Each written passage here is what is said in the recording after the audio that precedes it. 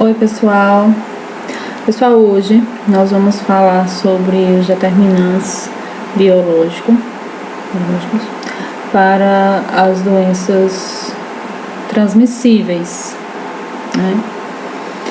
né?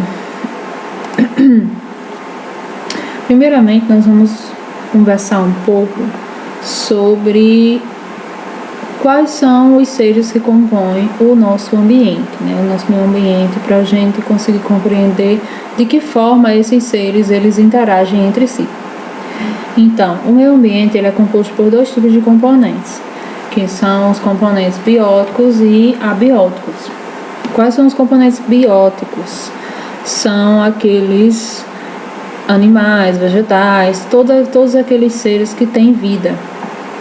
E os componentes abióticos são aqueles que não têm vida, porém contribuem, né, e nós interagimos com eles no nosso dia a dia. Então, a água, os gases atmosféricos, sais minerais, a radiação. Então, todos aqueles seres vivos, ou seja, todos aqueles seres bióticos, eles têm características que classificam eles como seres vivos. Essas características é o que vão determinar se são seres bióticos ou abióticos. Então, para ser considerado um ser vivo, precisa-se ter uma organização celular, ou seja, precisa-se no mínimo ter uma célula, certo?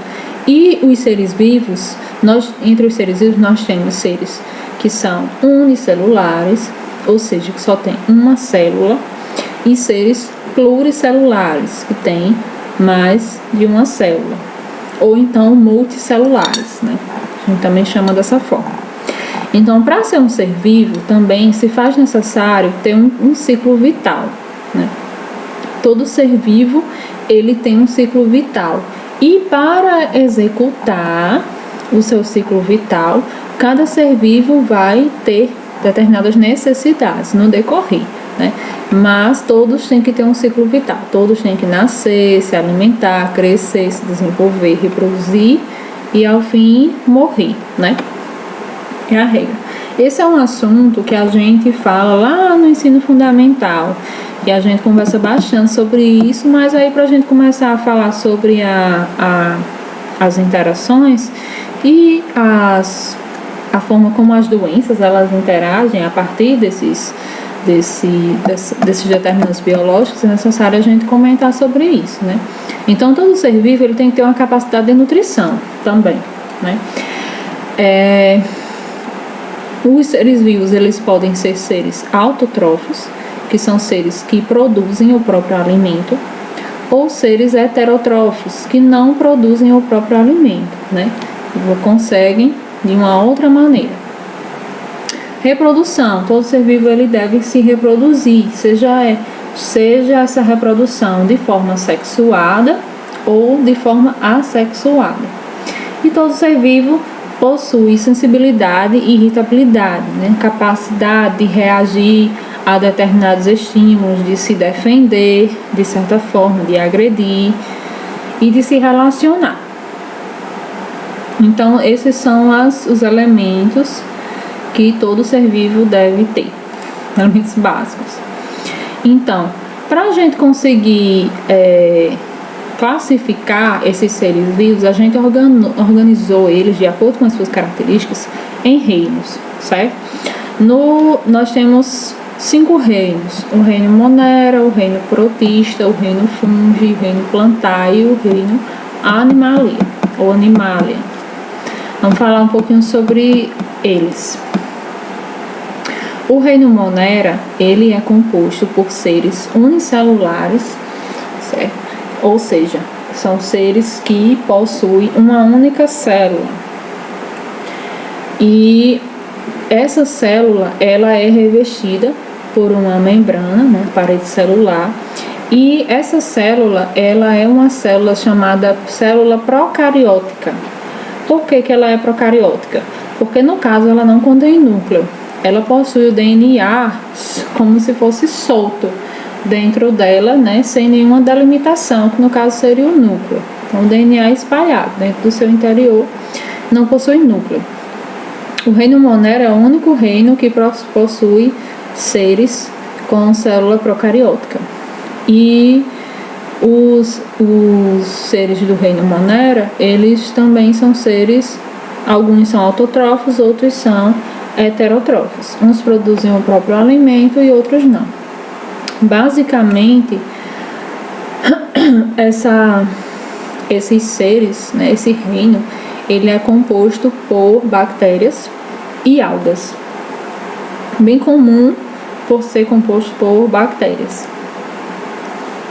O reino protista, ele é composto por seres unicelulares, né? Porém, diferente do reino Monera, esses seres que contêm uma única célula, porém a célula ela é eucariótica, ou seja, ela possui núcleo que vai delimitar dentro dela o seu material genético. E outra característica dos seres do reino protista é que eles são seres heterotrófos. Então até aí, gente, a gente está conseguindo entender que os seres eles estão sendo classificados de acordo com as suas características, agrupados, né, em reinos, e a gente vai conseguir observar que cada um vai ter a sua particularidade, a sua necessidade, tanto de alimentação, de reprodução, enfim, todos eles vão seguir em busca de completar o seu ciclo vital, né?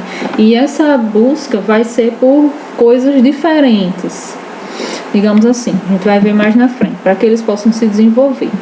Então, um exemplo dos seres do reino protista é os protozoários. O reino fungi, né? O nome já diz um pouco, que é o reino dos fungos. É um reino de seres unicelulares e pluricelulares, né? Essas células, elas são eucarióticas, né? Elas são células completas, possuem núcleo. E são seres heterotróficos, ou seja, eles não produzem o próprio alimento, eles buscam em um outro ser para poder se alimentar. O reino plantae, o nome também já está bem sugestivo, que é o reino das plantas. O reino plantae ele é composto por seres pluricelulares ou multicelulares, ou seja, tem mais de uma célula. Essas células também têm núcleo, então são células eucarióticas. E todos são seres autotrófos, ou seja, produzem o próprio alimento. E o reino animalia é composto pelo homem, né, por nós, animais, artrópodes, vermes. São seres pluricelulares ou multicelulares, ou seja, tem mais de uma célula. São seres heterotrófos, não produzem o próprio alimento, buscam o alimento a partir de outro ser e possuem células eucarióticas, ou seja, as células completas. Então a gente já viu os 5 núcleos, né? Ou os 5 reinos, perdão. Mas aí a gente falou de bactéria, falou de protozoário, falou de vírus, não, de fungos, falou do homem, falou dos artrópodes, e a gente não falou dos vírus, né? Já que já tá bem em evidência a gente estudar um pouco sobre vírus. Então, gente, essa é uma discussão, né, que até hoje existe e alguns cientistas consideram, né, os vírus como seres vivos, porém a grande maioria não, né?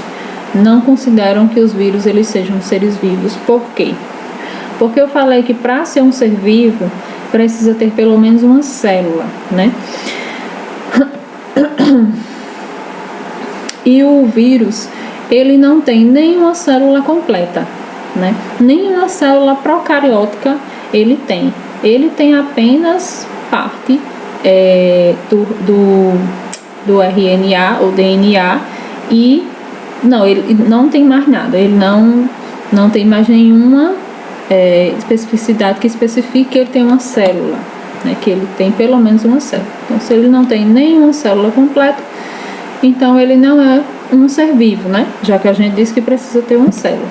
O que o vírus ele é uma partícula que, para ele conseguir, ele faz, né? Executa aquilo que a gente falou a respeito de se crescer, se alimentar, se reproduzir. porém ele precisa de uma célula viva para conseguir executar, né? É por isso que a gente vê aí a questão das multiplicação dos vírus. O vírus ele precisa adentrar uma célula de um outro ser vivo, uma célula viva, para que ele consiga executar o seu ciclo vital, digamos assim. Então eles não são considerados seres vivos, né? Não é por isso que a gente não vai se preocupar com eles, a gente se preocupa sim. E mas eles não estão classificados em nenhum dos reinos.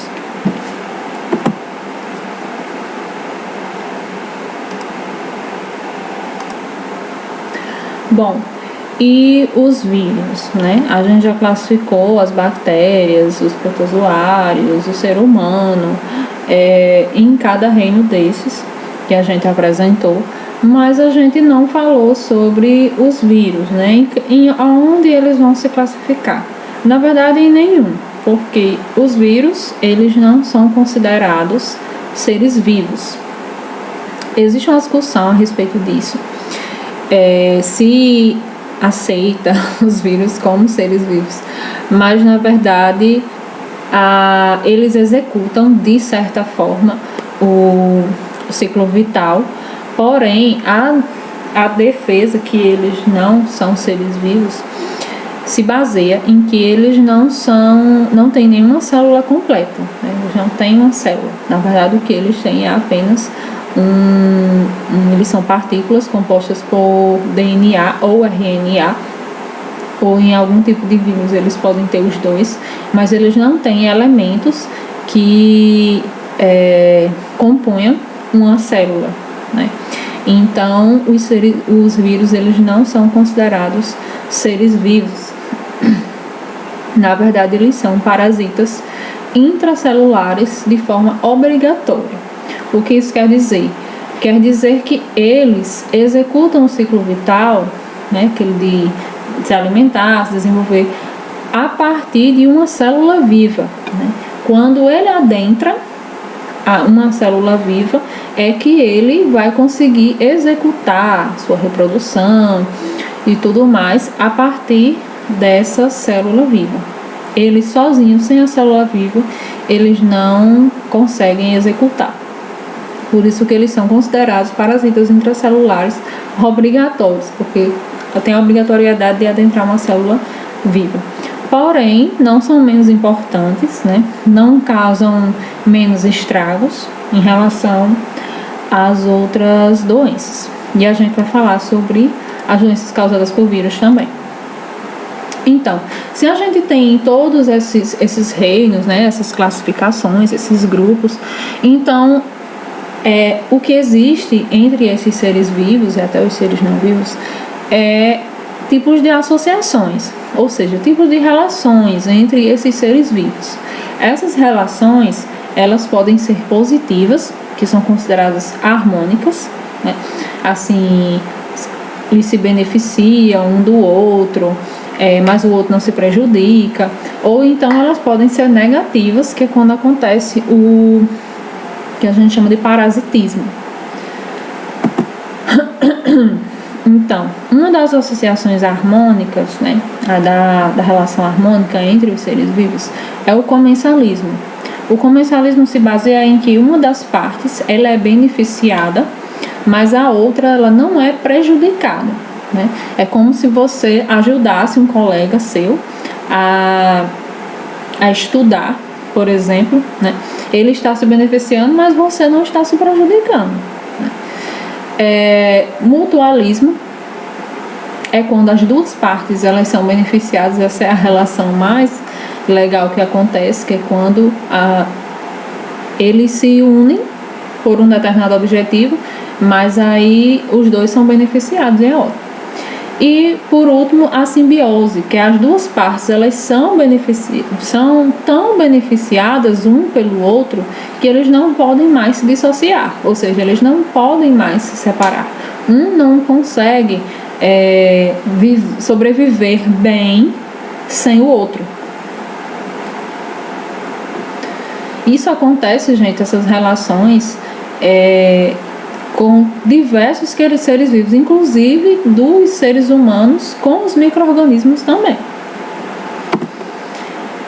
Aí, o exemplo de associação desarmônica é o parasitismo, como eu falei, que é o quê? Uma das partes ela é beneficiada e a outra é prejudicada. Então, quando isso acontece, gente, esse ser vivo, que no caso ele é beneficiado em cima do outro que é prejudicado, essa parte, a primeira, no caso, é denominado parasito, porque a associação é chamada parasitismo. E o outro se torna o quê? Um hospedeiro, né? Carrega ele aí, acontece até em relações sociais, né? A gente observa diversas situações que às vezes uma pessoa se prejudica bastante para tentar ajudar outra pessoa, né? Isso é muito claro, muito evidente. E quando acontece o parasitismo, acontece o quê? As doenças, né? Ou seja, o hospedeiro ele é prejudicado com o aparecimento dos sinais e sintomas.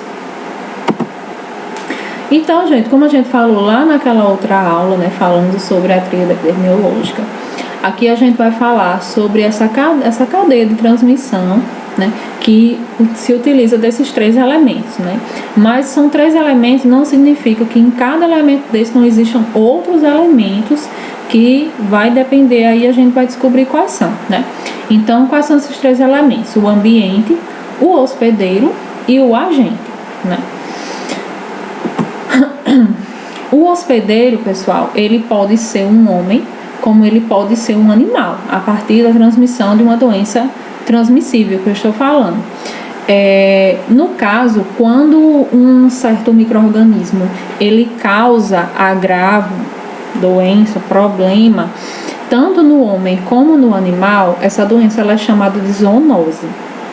E acontece em diversas situações, como por exemplo a leishmaniose, que é popularmente conhecida como calazar.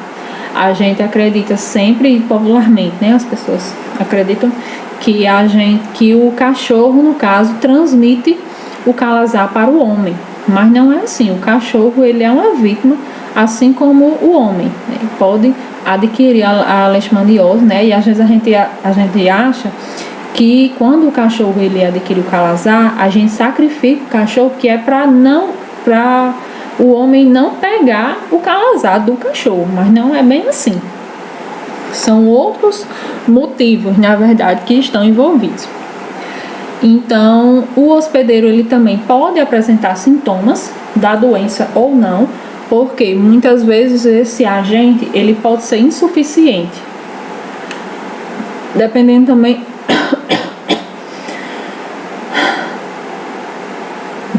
também do hospedeiro.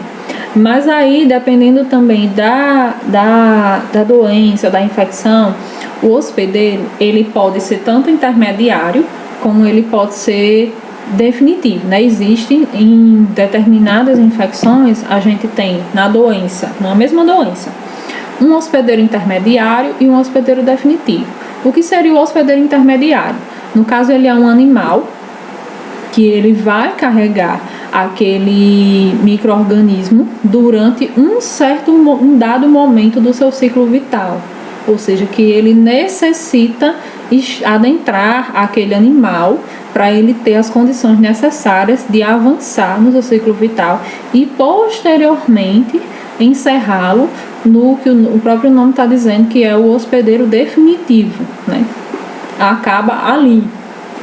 Ele acaba ali no hospedeiro definitivo. Existem algumas doenças que a gente vai vislumbrar que não existe hospedeiro intermediário, mas algumas vai ter sim o hospedeiro intermediário, sim. Sim, e no caso das doenças que acometem o homem, o homem vai ser o hospedeiro definitivo. Então, lá na cadeia de transmissão, existe também o agente, né? O hospedeiro, agora vamos falar sobre o agente. O agente, ele pode ser infeccioso ou não, ou seja, ele pode causar uma doença ou não. certo? Por quê? Porque na verdade, os fatores existem muitos, né? Até a gente está falando bastante a respeito do coronavírus, né? O coronavírus nem sempre causa doença, né? Nem sempre causa sinais e sintomas, né? Porque o que caracterizam a doença é o aparecimento dos sinais e sintomas. E por quê? Porque muitas vezes o agente, né? Nem sempre, às vezes é algo relacionado ao hospedeiro. Mas por muitas vezes o agente ele se torna insuficiente para causar algum tipo de agravo àquela pessoa. Porque muitas vezes a gente sabe que não pelo contato, uma doença infecciosa, ela é realmente passada de uma pessoa para outra, né? Mas na verdade aquele micro-organismo ele não foi suficiente para causar aquela infecção, né? Eu gosto de dar esse exemplo porque quando a gente era criança, né, eu tive catapora muito pequena, mas a minha irmã não, né? Aí tinha uns amigos da gente que estavam com catapora, né, os nossos vizinhos. Aí a gente gostava muito de brincar com eles e eu ia sem problema, porque no caso já tinha tido, né? Mas a minha irmã, ela ia e ela brincava, se abraçava, fazia tudo, mas gente, ela não pegou a catapora de jeito nenhum. Acontece, né? E às vezes vem aquela questão do mito, né? Vem esse mito, não, se você tiver medo, pega. Se você não tiver medo, não pega. Não é bem assim não é isso. E o agente infeccioso, minha gente, ele pode ser caracterizado como endoparasito, que é, no caso, um micro-organismo que ele vai adentrar no seu corpo, né, e vai causar algum tipo de infecção lá dentro. Ou ele pode ser um ectoparasito, né, que no caso não é um micro-organismo, mas é um organismo que é possível se ver a olho nu, como por exemplo o piolho, que ele vai ficar na superfície da pele ou na superfície de alguns locais que a gente tem. Por exemplo, o ácaro. O ácaro ele fica muito nos colchões, né? E a gente acaba inalando. Outra parte da cadeia de transmissão é o meio ambiente, né? Para cada micro-organismo, a gente vai precisar de características específicas para que a infecção ela aconteça, né? Para que a transmissão aconteça, para que a doença aconteça, né? Na verdade, para que a doença aconteça de fato, a gente vai ver que é necessário que os elementos referentes ao hospedeiro se casem, né, com os elementos referentes ao micro-organismo, ao agente, que case com o que aquele meio ambiente ele oferece, né? Por exemplo, no início da pandemia, as pessoas diziam que o coronavírus ele não ia se desenvolver aqui no Brasil, né? Isso era eu não lembro ao certo se foi algo popular ou foi uma teoria que criaram, eu não me recordo.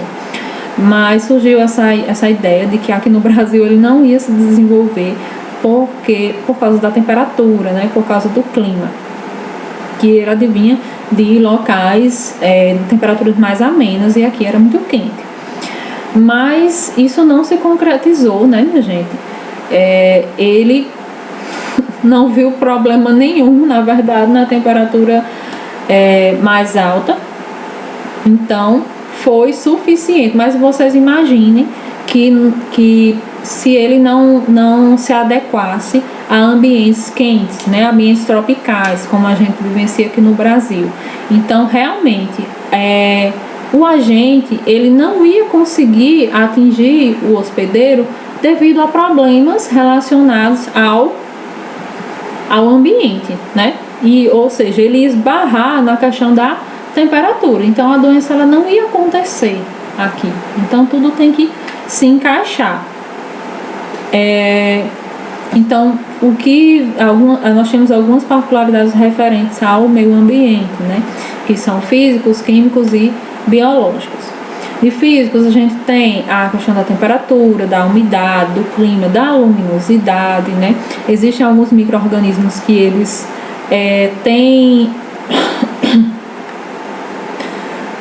tem preferência por ambientes com pouca luminosidade, por exemplo, químicos, gases atmosféricos, pH, teor de oxigênio. Por exemplo, existem alguns micro-organismos que ter oxigênio ou não, tanto faz, né? Alguns necessitam de oxigênio, outros não.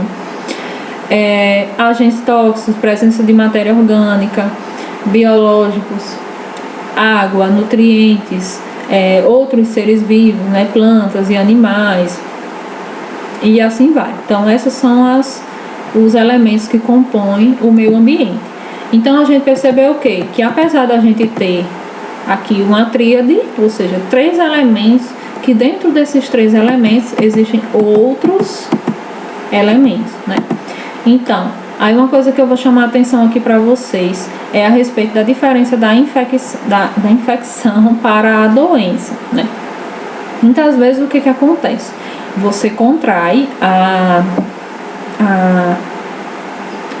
o micro-organismo, como por exemplo, mais uma vez a Covid-19.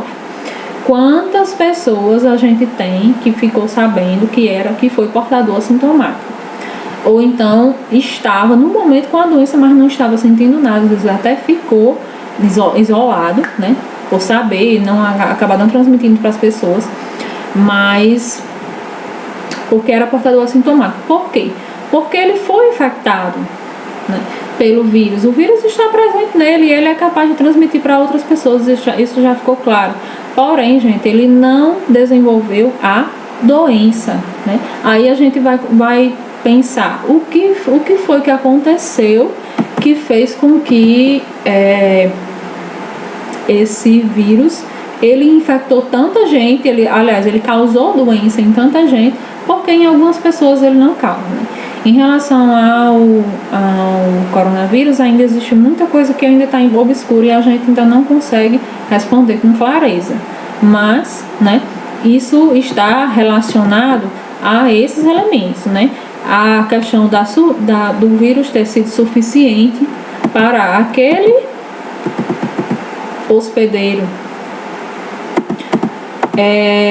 Também relacionado ao ambiente, né? A gente viu isso, a gente já falou tanto.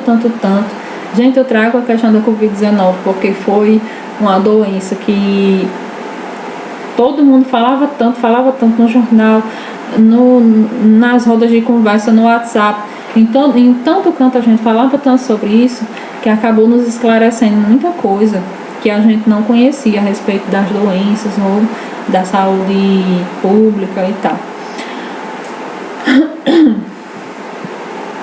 Mas faltou alguma coisa, né? Em relação ao hospedeiro, né? O hospedeiro, ele apresenta, como a gente diz, uma imunidade genética já suficiente, o agente não foi suficiente, o ambiente realmente não promoveu, porque no caso o coronavírus, né, ele fica, a gente já entendeu que ele fica nas superfícies, né, e olha o meu ambiente ajudando a pandemia acontecer, né, ajudando a doença a acontecer. Por quê? Porque o vírus ele sobrevive muito tempo, né, em determinadas superfícies e a gente acaba adquirindo não somente pela transmissão direta de uma pessoa para outra, assim como também pela transmissão indireta pelo uso de fomites, que são objetos ou superfícies da nossa casa ou da rua que a gente acaba tocando, leva a mão ao rosto e assim vai. Então, existe essa diferença entre você ser infectado, ou seja, você ter infecção e você ter a doença, né? A doença significa que você tem sinais e sintomas, por mais brandos que sejam, mas você apresentou alterações no seu corpo. Então, aqui nós temos alguns termos que ajudam a gente a compreender um pouco, né, e diferenciar alguns micro-organismos de algumas doenças, né? A questão do que é a infectividade. A infectividade é a capacidade do agente infeccioso de alojar-se e multiplicar-se dentro do hospedeiro. Então, será que a infectividade dele é alta? Ele tem muita capacidade de fazer isso? Ou essa capacidade ela é baixa? Isso vai definir o grau de transmissibilidade que a doença vai ter. A patogenicidade, capacidade de um agente infeccioso produzir uma doença.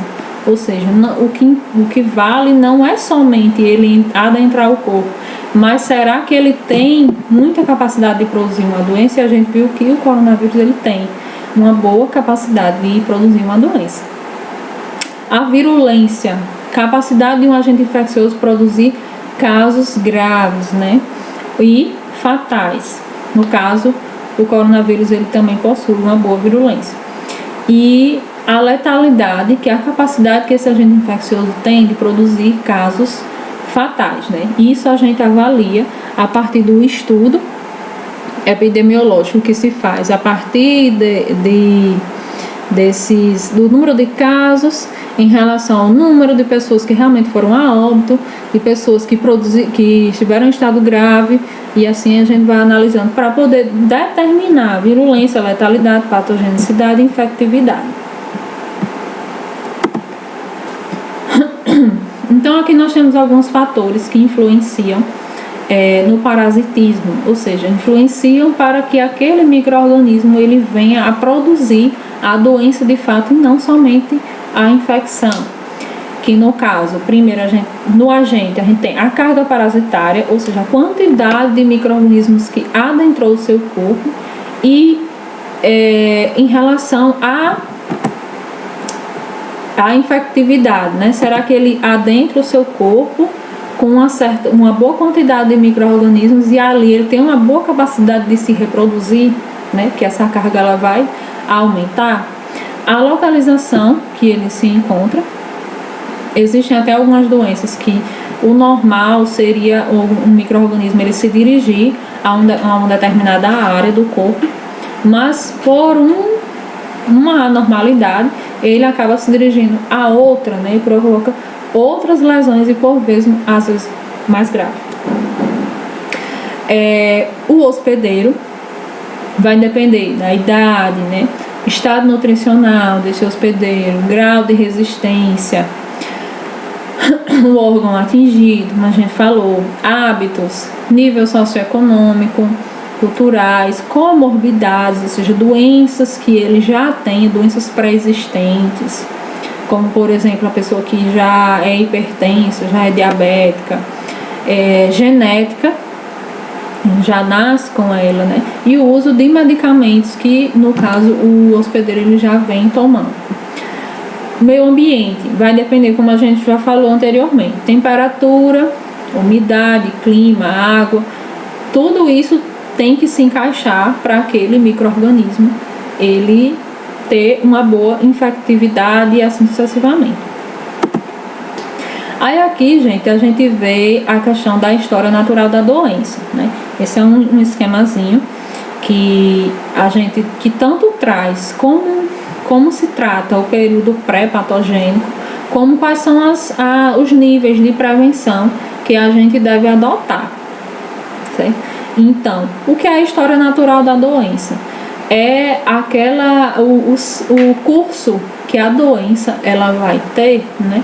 Desde o momento que ela começou, que ela apareceu, até o momento em que vai existir ou a cura ou o óbito, né?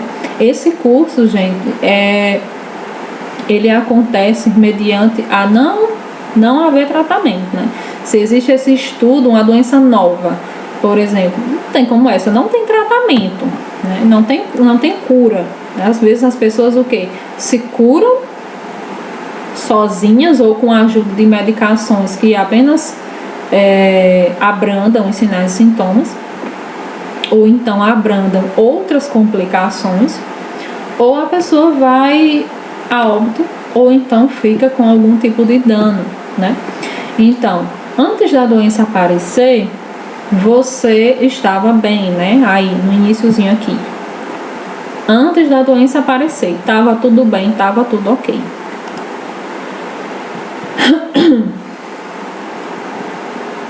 Mas aí, né, vamos dar o exemplo mais uma vez do coronavírus. Mas aí você foi lá e saiu, foi ao banco. Então, em algum dado momento, você, utilizando as teclas do banco, você entrou em contato com o vírus, né? E por não lavar as mãos, enfim, colocou a mão no rosto e pronto, você adquiriu. Então, esse é o período pré-patogênico, ou seja, antes da doença aparecer. Aí, minha gente, aquilo que a gente já sabe, antes da doença aparecer, se eu não estou doente, mas eu vou adotar o quê? Medidas preventivas e medidas de proteção específica para aquela doença. Assim como também a promoção da saúde, a gente vai ver um pouco sobre isso, ou seja, prevenção, eu vou o quê? Vou lavar as mãos, né? Eu vou evitar levar a mão no rosto, levar a mão no olho, né? Evitar ter contato uma pessoa a outra, né? É algum tipo de proteção que ela seja específica para essa doença. Promoção à saúde, eu vou adquirir hábitos mais saudáveis para me fortalecer, né? Aconteceu bastante das pessoas se preocuparem em aumentar a sua saúde, digamos assim, a partir das ações de promoção da saúde para se fortalecer, né? Digamos assim, para o caso de pegarem, né, o coronavírus. Mas aí, minha gente, se eu já me contaminei, então eu entro no período que é patogênico, certo?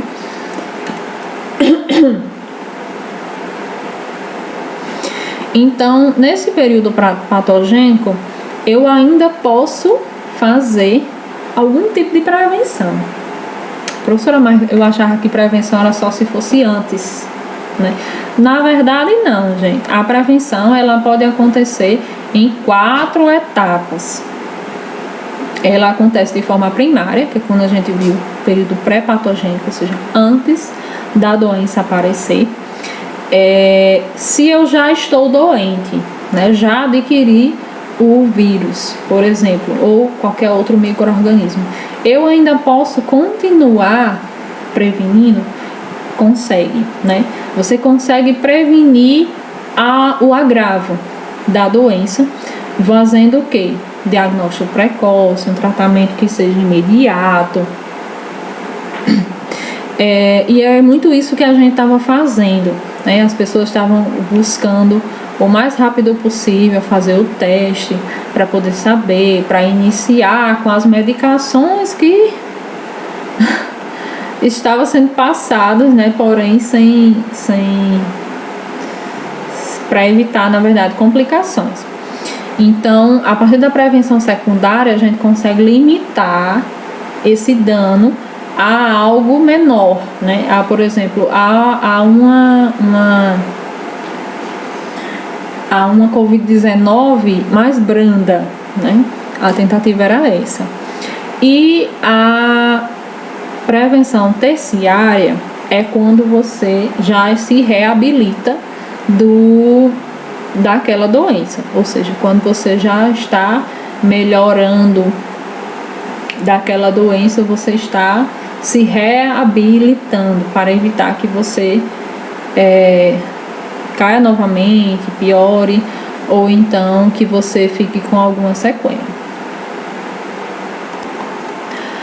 A prevenção quaternária, ela diz respeito, não está aqui na figura, mas ela diz respeito a uma prevenção que é feita para prevenir agravos à saúde das pessoas em decorrência do próprio tratamento da doença. Porque muitas vezes a pessoa, quando está se tratando de uma doença, ela se submete às vezes a uma quantidade excessiva de remédios, né? Professora, é excessiva, mas na verdade a pessoa precisa, né, tomar os remédios, mas precisa de uma proteção contra esses excessos de remédio, né? Ou então proteção em relação a algum tipo de procedimento que a pessoa irá fazer, que apresenta um dado risco. Então a gente previne esses agravos que são decorrentes do próprio tratamento da doença.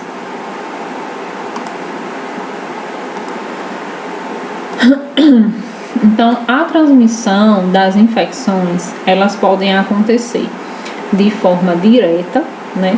E vocês estão vendo aí o hospedeiro infectado e a setinha para o lado, que segue para o hospedeiro são, né? Esse é um tipo de transmissão que a gente chama de transmissão horizontal e é uma transmissão direta, ou seja, de pessoa para pessoa.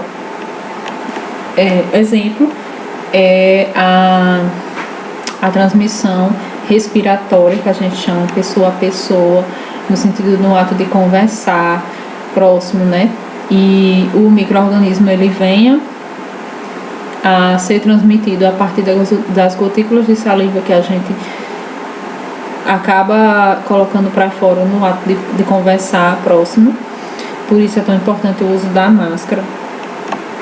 E também no caso de espirrar ou no caso de tossir, né? Entra pelas vias respiratórias, pelo nariz, pela boca. E pela a transmissão fecal oral, que é quando a gente acaba se alimentando ou bebendo água de locais que estejam contaminados com fezes que contenham os micro-organismos, né? Então acabam alimentando o ciclo, ou então contato pessoa a pessoa pela via sexual. Então esse contato ele é direto. A transmissão indireta, né, ela acontece com a presença de um intermediador, né? Esse intermediador ele pode ser tanto um hospedeiro intermediário, como eu falei, que se refere a um animal que ele carrega o micro-organismo em uma determinada parte do seu ciclo vital para completá-lo ao chegar no hospedeiro definitivo. Ou então, com a utilização de um vetor, né? Um vetor que seria, na verdade, o vetor é um mosquito ou um besouro que ele carrega o micro-organismo de uma pessoa para outra, né? Por exemplo, a dengue, ela é uma doença que ela é causada por ela é transmitida por meio de um vetor. Então tem o agente infeccioso, ele não vai direto ao hospedeiro definitivo, ele passa por um vetor. Por exemplo, a doença de Chagas, ela também passa pelo triatoma, que é o barbeiro. E tem a teníase também, que se utiliza de um hospedeiro intermediário, que no caso é a vaca, o boi.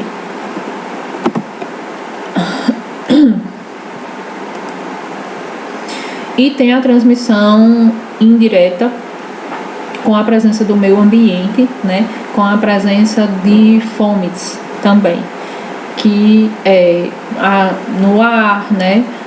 Na água, no solo, em alguns dados alimentos, né? Que não estejam bem limpos, ou em objetos, né? Tem algumas doenças que elas são consideradas sexualmente transmissíveis, que elas podem ser transmitidas através do compartilhamento de peças íntimas, né? É um tipo de fome, um tipo de objeto. Ou então a doença que a gente vivencia hoje, que é a Covid-19, que ela se transmite através do contato com objetos ou superfícies que estejam contaminadas.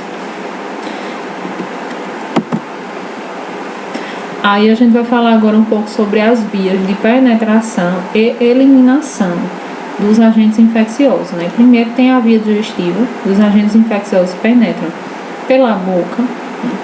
Através do alimento ou água contaminada, ou então no ato de levar as mãos ou objetos à boca, né?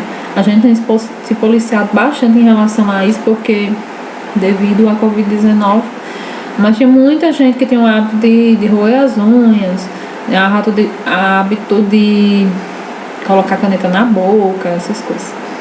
junto com os alimentos, água, né, pelo contato com as mãos, objetos contaminados levados diretamente à boca. Sim, eles são eliminados, podem ser eliminados através das fezes.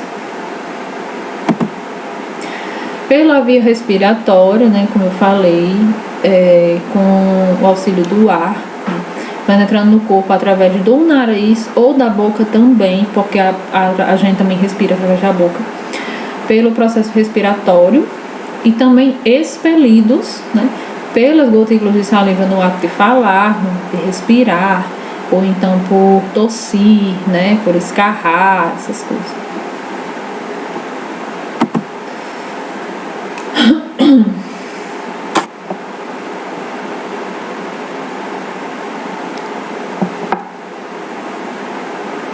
A via transcutânea, que é a via que